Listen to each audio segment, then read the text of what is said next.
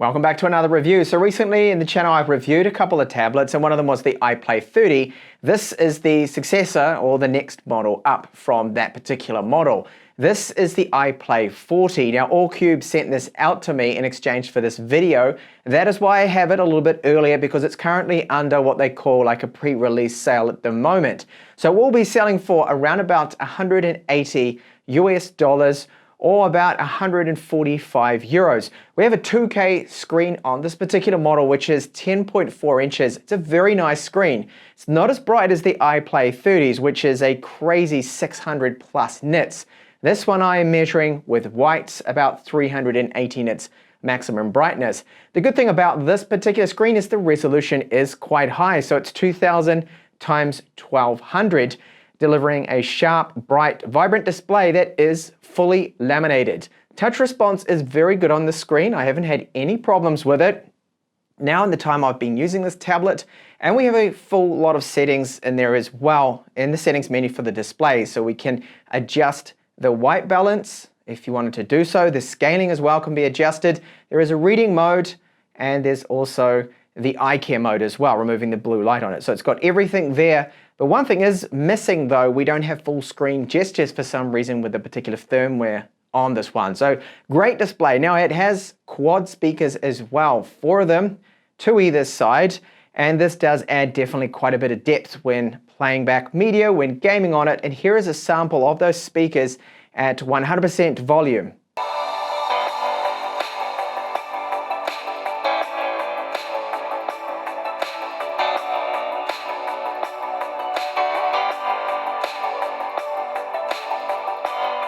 And then what about the tablet build too? So this one, they say, has a magnesium alloy frame in it, in the inside of it, but the outside frame, this is plastic. It's rounded, it feels very good in hand, it's high quality. The backing material, this is made out of plastic. So it doesn't, even though it's plastic, doesn't really feel cheap to me, and giving it a bit of a flex, it doesn't creak or move about the chassis on this one. Now the weight of it is about 480 grams and it's about 8.5 millimeters, the thickness of this tablet. So very good weight, very good thickness, 6,000 milliamp hour battery, and it is powered by the Unisoc. It is the T618. So that's an octa-core, and it also has the G52 Mali graphics in there. So graphics performance I'll get onto later on in this in-depth review. I'll show you a few games and just how it does perform, as well as a bit of a comment too on the thermals if it gets hot or anything like that. So 8 gigabytes of RAM, great to have on this. 128 gigabytes of storage. It does have Wi-Fi AC, Bluetooth 5 is on board with this one as well. And it is missing a 3.5 millimeter headphone jack, sadly. Now, I would have loved to have had this on my tablet, and I'm used to flagship phones just lacking that port completely. I still love my analog audio out, and sadly not here. Type-C for charging. Now, this Type-C port doesn't support display out. I wouldn't expect it to either at this price range and category of tablet, but sad to be missing that. I really wish we'd had micro HD makes a comeback in tablets, but sadly not there. Operating system is Android 10 that is on this tablet. We have a 5 megapixel front facing camera and an 8 megapixel one that does protrude a little bit, and it also has a flash with it, which we don't normally get with tablets, and to be honest, we probably don't actually need either, but hey, it is there if you need it to use for a torch or something. The cameras are not so great, just like their other tablets too. But here is a sample of the camera here in these studio lighting conditions, which is probably going to favor these, well, kind of poor cameras. So the webcam is 720p only, so an HD webcam. The microphone you are listening to, of course, is the inbuilt mic, just mono, single channel there. And at least we have this option to use the front-facing 5 megapixel camera or the rear, but I certainly wouldn't be using this myself. I would probably use my mobile phone, which I'm sure your mobile phone would have better video quality than what is on offer here in the iPlay 40. And on the right hand side of the tablet, we do have a volume up and down and the power button. These are made out of plastic, but they're solid, they feel good, they don't rattle around, and they don't have a cheap feedback to them when you click them in, which is good. And then on the left side, upper left hand side of this tablet, we have a dual SIM tray. So this takes 2 nano SIMs or a micro SD card up to 2 terabytes, they claim. I've tested that at 128 gigabytes with no problems. Now inside the box, you'll find the tablet. It does come with a pre-applied screen protector to protect it in transit. We have a Type-C to USB cable, which is not that long, And the charge is only 10 watts. It will take about 2.5 hours to fully charge this tablet. Very plain box, plain packaging that comes into as well. So this tablet is running Android 10 and it has a security update from September. So that's not right up to date, and hopefully with the next updates they do release, they will be adding this. So we have your typical navigation keys right here, and sadly in the settings, looking for full screen gestures is missing. I can't see it there anywhere, and I'm unable to set the full screen gestures. I do hope if Cube is watching this, Audio Cube, that they add these settings in here. So we've got our typical Android settings here, and this is a completely stock ROM. The performance of the ROM is very good. It's not bad at all. And I think it's helped and definitely aided by the fact that it has the 8 gigabytes of RAM, and you typically have around 6 free. At the moment, I've got a few things open. You can see 5.4 gigabytes of the 8 is available here. So the touch input, I've already mentioned that before, is very good. The touch response. I do have, things going on in the background right there, as you can see. I was just testing out GPS before and everything. I find that it's quite smooth and fluid here, as you can see, for our multitasking, just swapping over different apps. I don't really have too much of a problem at all with it. And overall, the ROM performance is probably the best I have seen out of these cheaper tablets, at least the last 3 or 4 that I have reviewed. I think it's down to that 12 nanometer octa-core chip with the Mali G52 graphics, and the 8 gigabytes of RAM really does aid in the performance here of this ROM. So when you first power up this tablet, you are greeted with no bloatware. This is great. I am a big fan of just using stock Android, especially on lower spec tablets and phones. Otherwise, the heavy launchers cramming in all this bloatware that you're probably never going to actually use or need, or have to uninstall, spend 10 minutes uninstalling all that junk you probably don't want. Don't have to do here, which is good. Aids to the speed of the ROM too as well, definitely, I think. And storage, so we do get over 100 gigabytes free with this one. It does support micro SD cards. I've tested my 128 gigabyte card without any problems. Battery life test here, so this is a fixed looped benchmark to get this score. As soon as it goes from 100% calibrated screen to 200 nits of brightness, and once it reaches 20%, it then ends. And it took 8 hours and 10 minutes to do that. This, considering the resolution of 2000 by 1200, is very good. So the battery life, if you're doing something very light and you just keep going until you reach, say, 5%, I believe 9 hours is possible out of this tablet, light use. Gaming, you're only looking about 4 hours, 4.5. It really does chew through the battery gaming. Benchmark score here is good. It's very decent for the spec of tablet we have, for the price range as well. So we're getting over 200,000 with the Antutu score. This is a very similar score to the Audio Cube, the TechTablets M40 has the same chipset. However, this one feels just faster, better optimized the ROM. The extra 2 gigabytes of RAM, I believe, is helping with the ROM fluidity and performance, and the touch response just seems a lot better than TechTablets screen, which, by the way, that tablet, the M40, has a terrible screen in it, very dull, not fully laminated. This one is. Internal storage speeds, okay, that may be an area of weakness. They're not actually too bad. It's not really going to cause too much of a problem. I haven't noticed any huge installation delays of heavy applications, which I will get onto soon with some heavy gaming and things. And this is, of course, the Achilles heel of all of these Chinese tablets I'm reviewing. None of them, absolutely none of them have the widevine level 1 cert, which we need if you want to view Amazon Prime Video at anything above standard definition. So Netflix, standard definition. Stuck in it, unfortunately, until we get a level 1 cert. Then that would allow full HD and HD resolutions.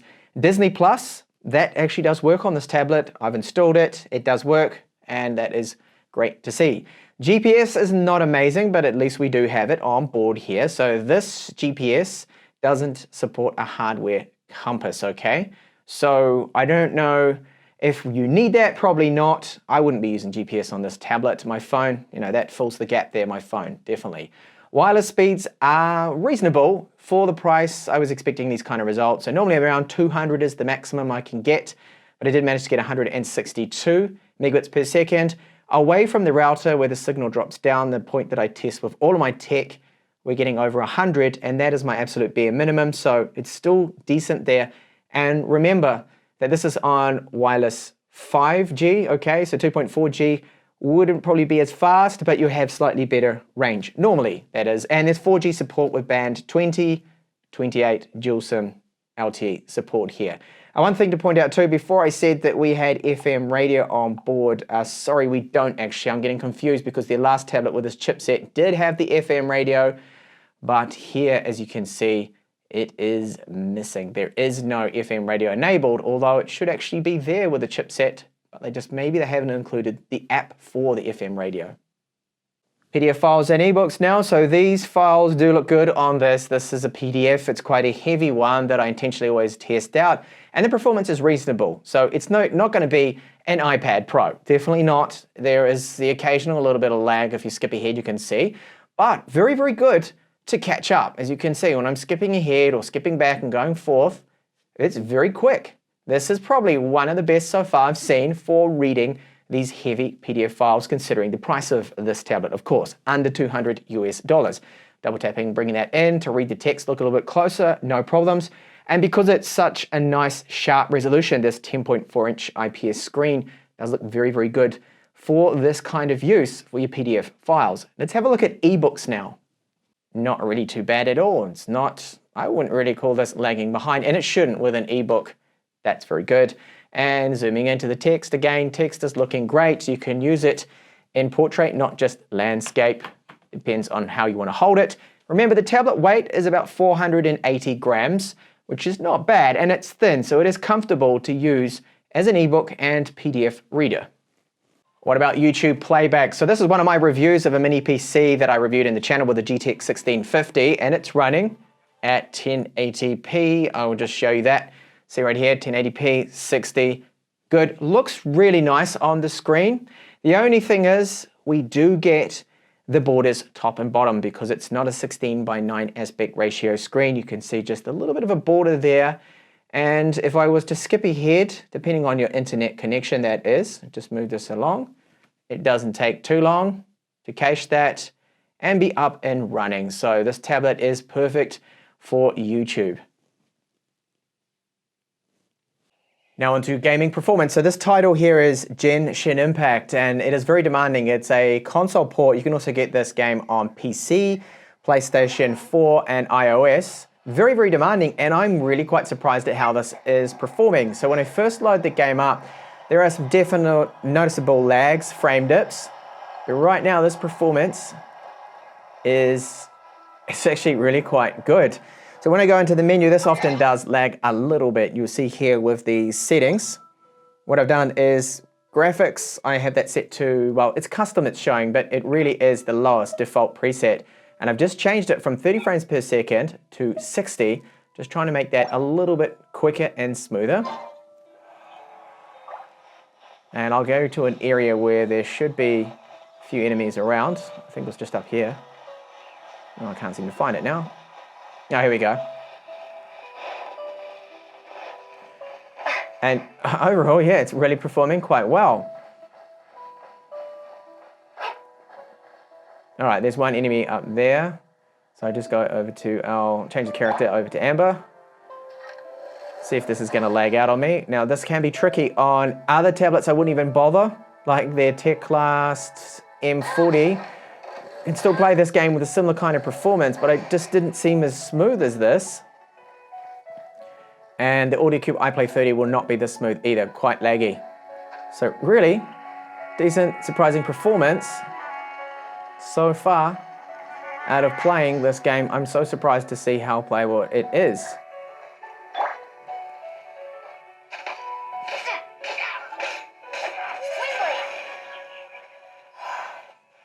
And another popular title here, this one is Call of Duty Mobile, and I have it set on the lowest possible settings, which still looks reasonably good, and the highest frame rate option. So it does feel quite smooth, very good in fact, and I would have to say definitely the best I have seen this game run on a sub 200 US dollar tablet. This is very, very smooth and fluid. So I've looked down the scope here. I do need to adjust the sensitivity in the settings. This is great. This is really, really quite good. And as you can see, I have 2 kills already. And there we go, I've got someone shooting at me. No idea where they are. Whoever they are, they must be a really bad aim. This has to be a bot. I should be dead already. Ah, there he is. Okay, I got lucky, but we are outside of the zone now, so it doesn't look good for me. So great gaming performance on the iPlay 40. This has to be the best I have seen this game run on a cheap tablet. So all up, I think this is a very good tablet here from Cube, considering this is at the time of this video and probably going to drop in price later on in the future.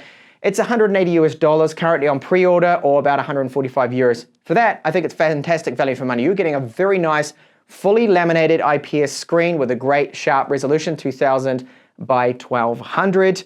And the brightness, about 380, 370 nits, is still very decent. Not bad at all. Good touch response. Quad speakers, they actually sound pretty good because normally the cheaper tablets have terrible speakers. We're finally getting up there. However, we are losing, well, we don't have a 3.5mm headphone jack, which is a shame. I still like to have that, especially on tablets for media consumption, just great to plug them in. Bluetooth 5 is on board with this one, and that's okay. And then the battery life, 6,000 milliamp hour battery with this particular 12 nanometer chip with the Mali G52 graphics, does go for around 8 hours to maybe even 10 hours if it's just simple movies you are watching with this one at a lower brightness. If you're gaming, then you're looking around just 4 hours or so. It really does chew through the battery gaming on it. So the performance of the ROM, smooth, it's fluid. The 8 gigabytes of RAM clearly to me is helping, and the fact that it's a stock ROM, and it does seem a little bit better optimized than the likes of their competition that are also running this particular chipset in it. These guys here, AutoCube, seem to have got the optimization down a little bit better. It seems to be just slightly more fluid to me. So the webcam's not good on them. So the front-facing camera, the rear camera, not exactly amazing quality. So you would use your mobile phone anyway. You wouldn't be using this particular tablet.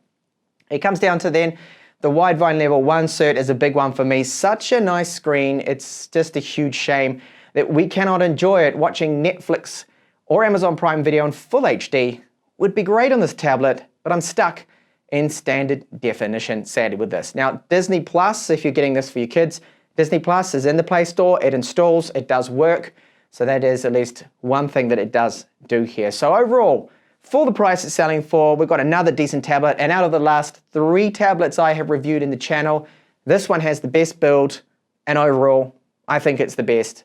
If, of course, you can live with those minor cons that I have listed and I'm explaining to you in this video. So thank you so much for watching this video. If you did like it, please give a thumbs up and do subscribe for more up and coming reviews, and I will try and cover more tablets in 2021.